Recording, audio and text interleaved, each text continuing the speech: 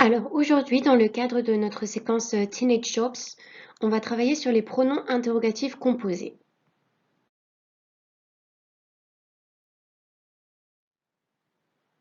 Petit rappel des différents pronoms interrogatifs, aussi connus sous le nom de WH questions.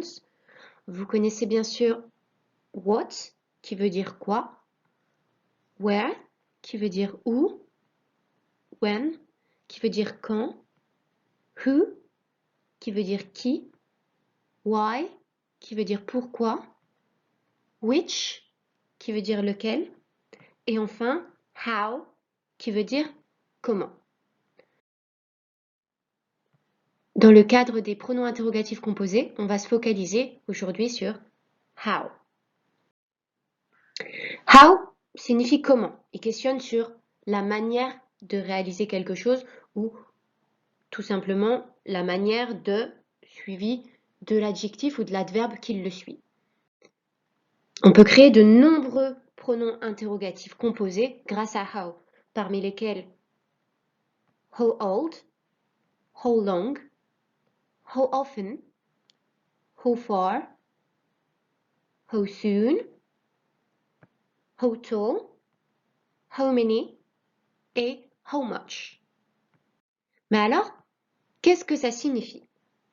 On va commencer à se focaliser sur how old. Alors, bien sûr, old, qui peut être un adjectif, vous savez que ça veut dire vieux. Alors forcément, how old, combien vieux, on s'interroge sur l'âge de la personne. Tall, on sait que quelqu'un de tall, l'adjectif tall veut dire grand. On s'interroge donc ici sur la taille de quelque chose. Far, on sait que ça veut dire loin. On s'interroge donc ici sur une distance. How far, combien loin, hein? Long, on s'interroge ici, bien sûr, sur une durée. Often, qui veut dire souvent. Combien souvent, on s'interroge donc sur une fréquence. À quelle fréquence est-ce que vous pouvez faire ça? Soon, quant à lui, qui veut dire bientôt, on s'interroge ici sur une échéance. Combien bientôt, à quelle échéance, le plus tôt possible, pouvez-vous commencer? Le cas de how much et how many est quant à lui particulier. Parce que on sait qu'en français, how much et how many se traduisent de la même manière, combien. En anglais, ils n'ont rien à voir l'un avec l'autre et il ne faut pas les confondre.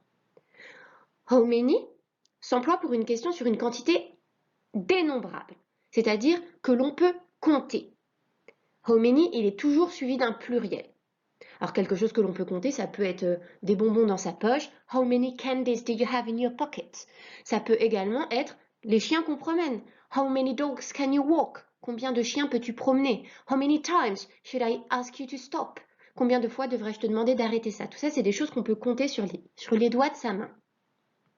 How much, par contre, donne une information sur une quantité indénombrable, c'est-à-dire quelque chose que l'on ne peut pas compter. How much est donc toujours suivi d'un singulier. L'exemple qu'on a ici, c'est how much alcohol did you drink? Combien d'alcool as-tu bu? Ce n'est pas quelque chose qu'on peut compter.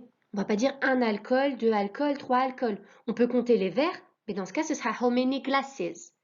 How much alcohol, c'est une quantité indénombrable. C'est comme des graineries. On ne va pas compter les graineries un par un. On ne va pas dire how many rice. On va dire how much rice. Ok? Vous allez me dire, d'accord, mais money, ça se compte. Eh bien non. Le mot money ne se compte pas. Ce qu'on compte, c'est les dollars, c'est la monnaie, c'est les pièces qu'on a dans sa poche. Mais money, c'est un indénombrable.